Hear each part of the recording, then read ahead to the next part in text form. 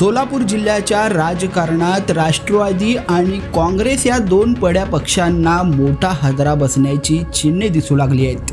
हा धक्का केवळ महाविकास आघाडीपुरता मर्यादित नसून याचे पडसाद आता महायुतीतही उमटणार आहेत। भगीरथ भालके आणि अनिल सावंत यांच्या संभाव्य शिवसेना प्रवेशामुळे आता थेट आमदार समाधान आवताडे आणि प्रशांत परिचारक यांच्यासमोरच महायुतीतून मोठं आव्हान उभं राहिलंय।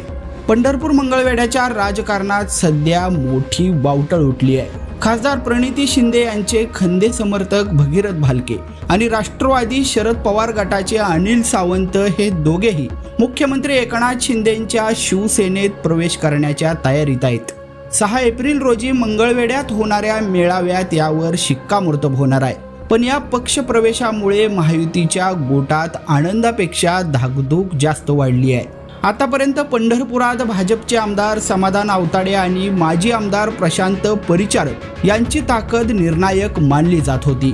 मात्र आता भगीरथ भालके आणि अनिल सावंत यांच्यासारखे मोठे चेहरे थेट मुख्यमंत्री एकनाथ शिंदेंच्या शिवसेनेत जात असल्यामुळे महायुतीत शिवसेनेचा दावा प्रबळ होणार आहे। यामुळे आगामी काळात आमदार समाधान आवताडे आणि प्रशांत परिचारक यांच्यासमोर सोकियांचंच मोठं आव्हान उभं ठाकणार आहे। भगीरथ भालके यांनी नगरपालिकेत मिळवलेलं यश आणि अनिल सावंत यांची मंगळवेढ्यातील पकड यामुळे शिवसेनेची ताकद या मतदारसंघात दुपटीने वाढणार आहे।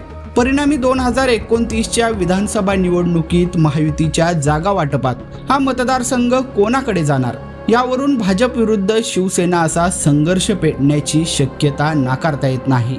विधानसभा निवडणुकीनंतर भालके आणि सावंत यांनी तानाजी सावंत यांच्या माध्यमातून अनेक विकास कामे मार्गी लावलेली आहेत। सत्ता असेल तरच कामे होतात या भूमिकेतून कार्यकर्त्यांनी या नेत्यांना सत्तेसोबत जाण्याचा आग्रह धरला। मात्र हाच सत्तेचा सोपान आता समाधान आवताडे आणि प्रशांत परिचारक यांच्या राजकीय वर्चस्वाला सुरुंग लावणारा ठरू शकतो। या पक्षप्रवेशामुळे एकीकडे महाविकास आघाडीचं नुकसान होत असतानाच दुसरीकडे महायुतीमध्ये भाऊबंदकी रंगण्याचे संकेत मिळत आहेत। भालके आणि सावंताच्या या धनुष्यबाण प्रहारामुळे प्रशांत परिचारक आणि समाधान आवताडे आपली राजकीय जमीन कशी वाचवतात हे पाहणं औत्सुक्याचं ठरेल।